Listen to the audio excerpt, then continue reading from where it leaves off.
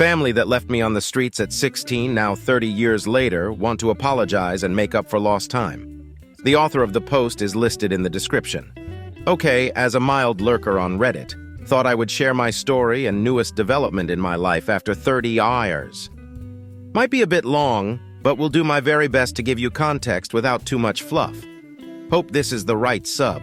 So I lost my mom when I was 12 to breast cancer. So that just left me and my dad. It was a tough time, but we got through it together. When I was 14, Dad met and married my stepmom, Ashley, who brought with her my stepbrother, Mark, 14, and stepsister, Emily, 12. I got along with Ashley and Emily really well, but Mark, not so much so. He and I were always getting into arguments and fights. I was always told by my dad to give Mark a break because he's been the man of his house for a while. So this is all new. Like somehow it wasn't new to me. Anyways, when I was 15, I met a girl at school, Lisa, and we started dating, as much as one can date at 15. However, Mark apparently had a crush on her and was mad that I asked her out. He started a fight over it, in which my dad had to intervene once again, and somehow I again was made to be the bad guy. One day after my 16th birthday, my stepmom was putting away my laundry and started yelling, which was awkward because my girlfriend Lisa was there. We all ran thinking the worst. When we got to my room, my stepmom was holding several pairs of my sister's underwear, yelling at me why they are in my drawer. I had no answer, as I'd never seen them before. Of course no one believed me, no matter how much protesting I did. Then Mark piped up, saying he always caught me staring at his sister, thought it was creepy, and caught me once saying I wish I could marry her. Obviously lying, but that was all it took. Lisa slapped me and called me a perv and told me we were done and walked out. My dad grabbed me by the arm and threw me out of the house, yelling at me that he wasn't going to put his daughter at risk from a perv, not the word he used, but you get it. I banged on the door to be let in, crying and telling them it was all lies told by Mark. My dad apparently had enough. I heard the locks. He opened the door and shoved me to the ground and told me to get lost. I told him I had nowhere to go and he said that wasn't his problem, then closed the door. I found myself on the streets with nothing to my name, no place to go. I tried calling my dad's parents, but he had already called them and they told me they won't help a perv. My mom's parents passed away before I was born. Well, I lived on the streets for 2 years doing what I had to in order to survive. No kid should have had to do what I had to do in order to just live, just saying. There were some really dark days. Lots of therapy later in life helped me with this. Shortly after I turned 18, I found a job working at a boxing gym, states away from where I began this horrible journey. I worked there for years, learned the sport, never gonna beat Mike Tyson, but was good at the sport, which helped me with my hate and anger. Then one day met a new girl, AIM, 20F, at the cafe down the street from the gym. At this point, I was 35, I know, huge age gap, but we just clicked. I don't believe in fate or soulmates or any of that stuff like that, but if there is such a thing, we had it. I don't know how else to put it. We dated for 2 years and then got married. Her dad was an electrician and hired me on afterwards. I think mostly to know I would be able to support his daughter and know I was doing right by her, but also in case he needed to keep me in check. He never said this, but as a dad, I get it now. Well, 15 years later, we are still together with 4 beautiful daughters. I just passed my master's license as an electrician, thanks to my wife for pushing me to get my GED. She has been my rock, my cheerleader, my overall support through this all, and I can't tell her enough how much she changed my life and how much I love her. Anyways, sorry for the tangent, so just this last weekend I received an email from my stepsister. Not sure how she got my email address, but I know it isn't hard via the internet. Not like I've been hiding. Mind you, I'm now pushing 53, so it's been 30+ years since I've heard from any of them. It was a long email. Not gonna give you all of it. But the meat of it is, they now know what really happened. Mark, I guess, was busy drinking with his buddies on Friday and somehow my name was mentioned. Mark, I guess, started bragging how he set me up and took my girl. Yup, Mark and Lisa got together married. All those years ago. They were all laughing, hoping I died on the streets, bunch of rude and vile stuff. Guess he forgot Lisa was there and she heard it all. So she called my stepsister to let her know, and so Emily spent all weekend trying to find me. Like I said, the email was long. Short of it is, they want to apologize face-to-face, although it was already said in the email multiple times, and want to make up for lost time. I'm, however, indifferent to the idea. Like, I have no ill feelings towards her. She obviously was young and had no real say in the matter. But with lots and lots of therapy, I learned to let go of that hate and anger and to let go of them. As well, with all the love I receive from my wife, kids, and in-laws, it's all I really need. I'm of the idea of just deleting the email and moving on like nothing happened. My wife thinks I should at least respond back, even if to say something snarky like, "Thanks for finally believing me only took over 30 years. Did I mention my wife has a mean, petty streak to her, LOL? She's awesome. Guess not asking for advice, just wanted to share my story. There is a boxing quote that I have up in my house that reminds me every day. To see a man beaten not by a better man, but by himself is a tragedy." Edited. Pushing 50 to 53 because apparently people are getting hung up on my age, because you know if it's not perfect. Guess that's Reddit for you. Comments. Commenter. It's up to you what you should do. Personally, I'd either delete the email or respond telling her, "Thanks for letting you know," and that while you bear her no hard feelings, you have no interest in reconnecting with any of the rest of them. Commenter. Interesting. I'm with your wife on this, BC. I'm petty like that too. Question for you. What happened to your dad and stepmom? Any mention of them in that email? Perhaps for final closure, simply respond you appreciate them reaching out after 30-plus years, but you have a great life without any of the people who would throw out a 16-year-old child on the streets. Then ask not to be bothered again or say you're willing to meet if and when Mark, Lisa, your dad, and stepmom beg for your forgiveness on their knees to make up for the hell you endured. Commenter. I'd delete the email and go on living your best life without them. Do you really want to spend more time and emotional energy on them? Oop, that truly is my thought, but NGL, my wife's petty answer, would be good as well. Update, 2 days later. First, I want to thank everyone for their kind words and advice. I wasn't looking for advice, just wanted a place to share my story. To those that gave me credit for overcoming everything, thank you. However, the wife thinks she deserves most of it. LOL. And in all honesty, she does. To those that think this is fake, it's Reddit, I get it. It is what it is. Most things have to be taken with a grain of salt. I shared my story. I can't make you believe me. But that's okay. If my story resonates and helps others know they can survive, then I'm happy with that, and that's all that matters. Okay, for the update.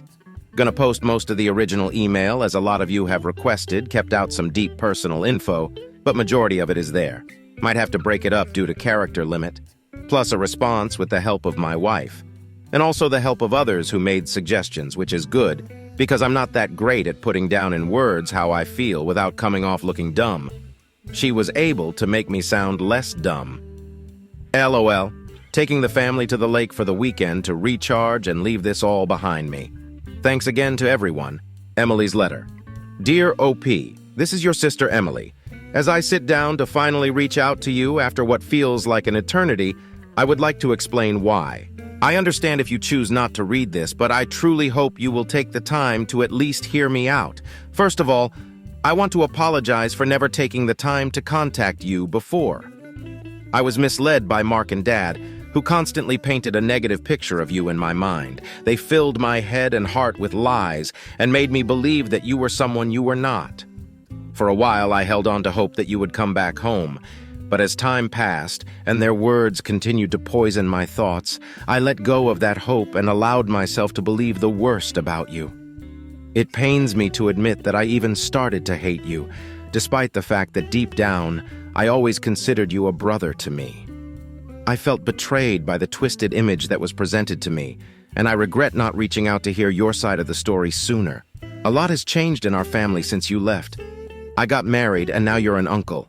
Mom and Dad are still together and are preparing for retirement. Mark and Lisa eventually got married, and they have no children.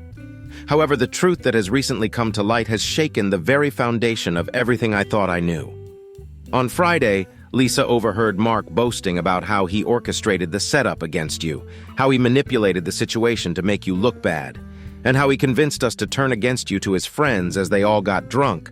They laughed about the pain he caused you and the lies he spread, all while belittling you in the cruelest and meanest ways possible. saying things like, "They hope you died in the streets." Lisa couldn't keep this bombshell to herself, and when she confided in me, my world came crashing down. To think that I could have been so wrong about you for all these years is a heavy burden to bear. I can't begin to express how deeply sorry I am, as is Lisa. We both realize now the extent of the manipulation and deceit that was carried out against you, and we are devastated by this fact. After sharing this revelation with Mom and Dad, Dad started crying, like really crying. I've never seen him cry before. I believe it because he has been carrying around a lot of guilt all these years.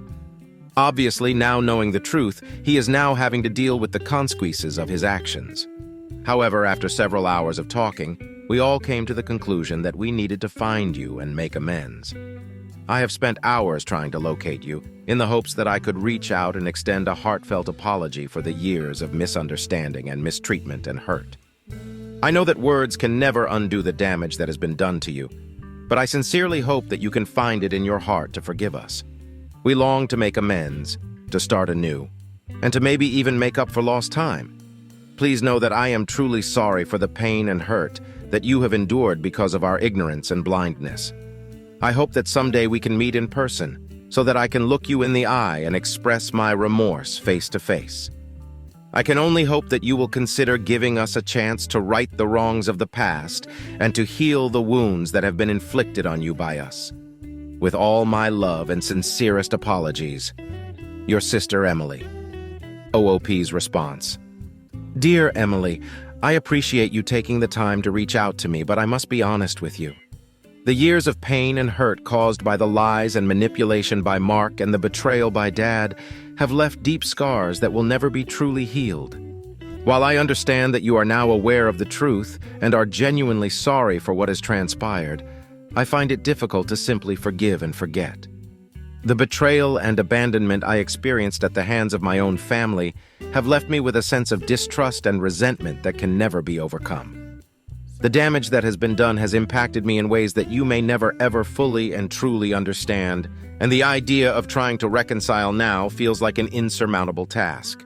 I have spent years in therapy trying to come to terms with the pain and deep trauma I endured, and I have worked hard to build a wonderful life for myself that does not rely on the presence or approval of those who turned their backs on me. While I am grateful for the apology and the newfound awareness of the truth, I do not feel compelled to rekindle a relationship that was built on lies, deception, and betrayal. Especially after all these years, I have found peace and closure in distancing myself from those who caused me harm, and I do not see the need to reopen old wounds in the name of reconciliation. While I believe in the power of forgiveness, that isn't something I can give. I wish you all the best in your life, I really do, but I must prioritize my emotional health and self-preservation above all else. I hope you can respect my decision and understand that the wounds of the past will take a lifetime to heal. I would appreciate if you pass this fact on to the others, and please don't reach out again. I must look to my future and not my past. Sincerely, OP. Comments. Commenter. Emily writes about the changes in the family after you left. You didn't leave. You were kicked out of your house with absolutely nothing. Even your grandparents wouldn't listen to you. You were a 16-year-old, a child. They feel guilty. Let them. Leave them in your rearview mirror. To throw away a child like that. To not even talk to you. Your sperm donor is a horrible person. I hope the guilt eats him up. You could have died. And Mark wishing you death and misery for what? Because his mom married a guy with a son. I wish you and your family all the best. I am happy you realize that letting them back in will not serve you. Commenter. Your dad is such a POS, I still cannot believe what he did. Good riddance, commenter. He is the absolute worst in all of this. He believed the words of another male over his own son. And the stepbrother? Vile, despicable, sociopath. There's a special place in hell for him. Okay, next story. Wife of 10 years, cheated. We just celebrated our 10-year anniversary 2 weeks ago. First found out she, 34F, was cheating too.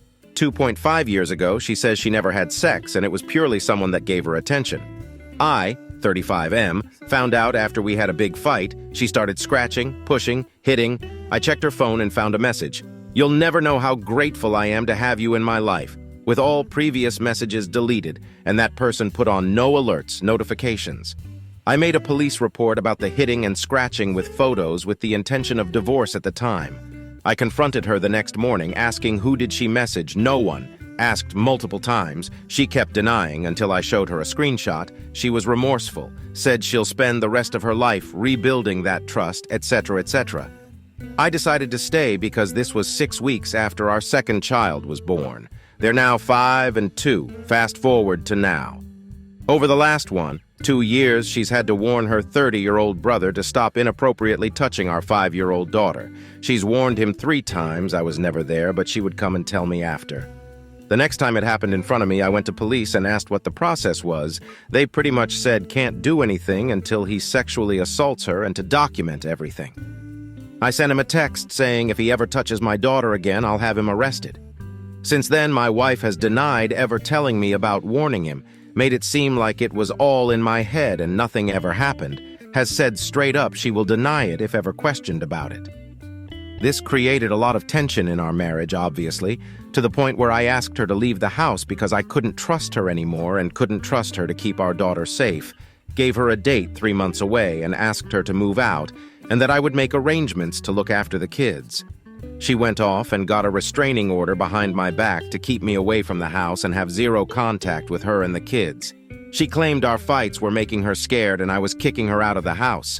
I've never raised a hand on my wife. I hired a lawyer once I suspected this, and on the hearing day we got it reduced to a temporary safety order, meaning I can live with them everything as normal, but for 5 months I can't abuse anyone in any way.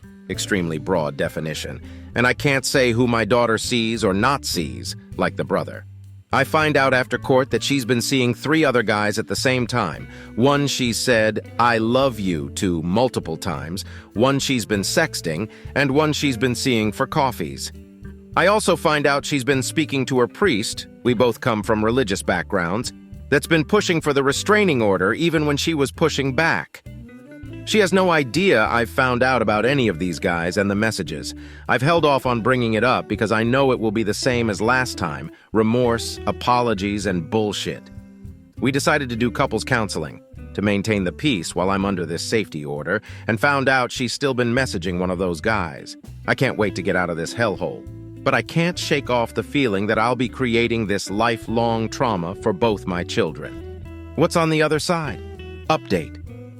About 3 weeks ago, I organized lunch with my family just to catch up with them one-on-one. She threw a tantrum about how we should present united. The plan was to take out 2-year-old with me. The morning of the lunch, she booked movie ticked around the same time of the lunch for her and both kids and said, "Guess they can't go now." Long story short, I ended up getting her to buy a ticket for me to go with them. Then I took my 2-year-old to family lunch, just the 2 of us. Came back later that afternoon and she absolutely lost it, literally throwing the kids' scooters across the backyard and screaming, yelling to the sky, "They won! They won!" My 5-year-old was asking, why was Mummy screaming and throwing the scooter? I called the police every day for 3 days, and of course they did nothing. The system is very skewed against men, so they said if it's that bad, just leave the house and file of the safety order yourself. So I did. I left the house and stayed out my parents' place. Her world was torn apart. But we caught up next day and several times after to work out co-parenting, etc. I ended up getting the same restraining safety order on her to balance out our legal positions and keep everyone in line. 2 weeks later, court granted it Friday and was meant to be served on her on Tuesday. We had been co-parenting amicably until then. We were doing a family day together with the kids on Monday, and the plan was to tell her at the end of Monday that she'll probably be served tomorrow just to soften the blow. Monday afternoon, she took our 5-year-old for lunch while I looked after our 2-year-old. Halfway, the police must have called her and told her to come into the station to get served the order. Our daughter was with her. I got a call from police saying it's been served, tried calling her, and no answer. 30 minutes later, she calls and says she's wrapping up the day. We were meant to all have dinner together and do bath/shower/bed for kids together, and that she's coming to get our 2-year-old and wants me to take all my stuff and leave the house. I said you can't just take the kids away and you can't also kick me out of my house, we owned it jointly, and that I was planning on spending more evenings with the kids. I took out 2-year-old to get something to eat and play, sent her a text saying where we were and to come and bring our daughter if she would like. No response. After 5 HRs took our 2-yo home and was getting him ready for bath. She come home, having already left our 5-yo with her parents, waited till I finished bathing him, and took out 2-yo to her parents. This was 5 days ago. Haven't seen kids then, and I've been staying in our house since then. Next evening, I get a letter from her lawyer saying leave the house or we'll make it a full restraining order. You have 22 hours. Got legal advice, came back and listed all the things that she could get a criminal record for if I pressed charges, and proposed to leave the house in exchange for putting it up for sale and organizing mediation to wrap up this bullshit, as advised by lawyer. Didn't get a response. Since then, there were 2 school events for our daughter, a Friday evening picnic and Sat morning birthed for another classmate, both of which I went to, and she didn't show up with the kids. At least we're balanced on the legal side with allegations of safety. If anything, I've got recorded death threats and documented events of violence. Catching up with family, friends where I can, but lonely as hell right now. How do you like these stories? Write your opinion in the comments. Let's get 1,000 subscribers on this channel. Love you.